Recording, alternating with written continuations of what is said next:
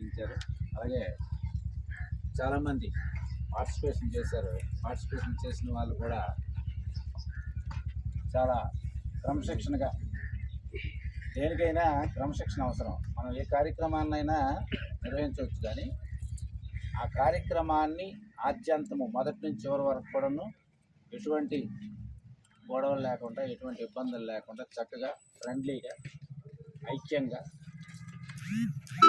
ఆ కార్యక్రమాన్ని నిర్వహిస్తే అది సక్సెస్ అయినట్టు. అందువల్ల మీరు నాకు తెలిసి ఈరోజు 100% సక్సెస్ అయ్యారని నేను ఈ సందర్భంగా మీ అందరికీ ఒక కితాబు ఇస్తాను. అభినందనలు తెలియజేస్తూ, ముఖ్యంగా మరి ఈ టోర్నమెంట్ నిర్వహణ, అలాగే టోర్నమెంట్ని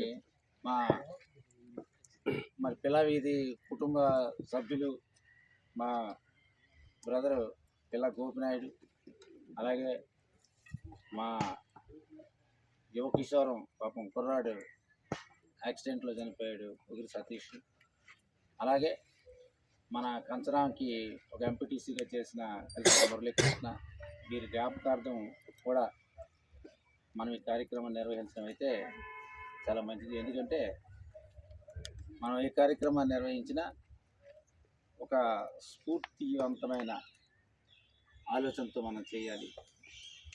మన పెద్దల్ని, మన పూర్వీకుల్ని మనం తలుచుకోవడం అనేది కూడా ఒక మంచి విషయం.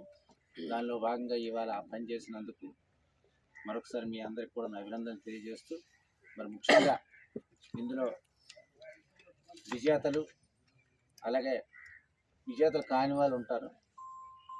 ఇదంతా ఫ్రెండ్లీ మ్యాచ్. మీరు కొంత ఏదో ప్రైజ్ మనీ పెట్టుకున్నారు, కానీ ఫ్రెండ్లీగా మనం అది నామమాత్రమైన ప్రైజ్ మనీ. అది మనం ఫ్రెండ్లీగా మనం ఈ మ్యాచ్ని జరుపుకున్నాం, అంతే ఫ్రెండ్షిప్గా ఇక్కడ నుండి కూడా మీ అందరూ కూడా ఉండాలని సందర్భంగా కోరుకుంటూ, ముఖ్యంగా విన్నర్స్కి, అలాగే రన్నర్స్కి, అలాగే థర్డ్ వచ్చిన వాళ్ళకి, అలాగే పార్టిసిపేట్ చేసిన వాళ్ళందరికీ కూడాను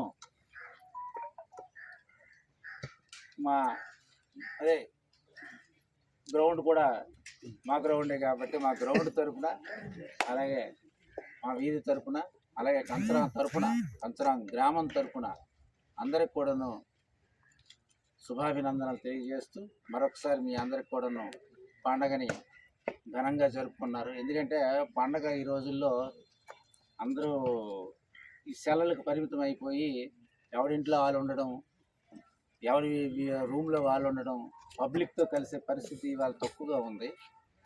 దాన్ని బ్రేక్ చేశారు ఈ 4 రోజులు. ఎందుకంటే అందరూ ఇక్కడే గడిపారు, సరదాగా ఎంజాయ్ చేశారు. మీ అందరికి కూడా అభినందనలు తెలియజేస్తూ, మరి ఈ అవకాశం ఇచ్చిన నాకు మీ అందరి తరఫున మీ అందరికీ ధన్యవాదాలు. గ్రామ ప్రజలకి, ముఖ్యంగా గ్రామ పెద్దలకి, ఎందుకంటే దేనికైనా మన గ్రామ పెద్దల సహకారం ఉండాలి. ఆ గ్రామ పెద్దల సహకారం కూడా మనకు పరోక్షంగా ఉంది కాబట్టి మనం ఇంత చక్కగా చేసుకుంటాం. ఏదైనా కార్యక్రమం ఐక్యంగా ఉండాలంటే గ్రామ పెద్దలు, గ్రామంలో ఉండే ముఖ్యమైన వాళ్ళందరూ సహాయ సహకారాలు మనకు ఉన్నాయి కాబట్టి వాళ్ళందరికీ కూడాను కృతజ్ఞతలు తెలియజేస్తూ థ్యాంక్ యూ అన్న.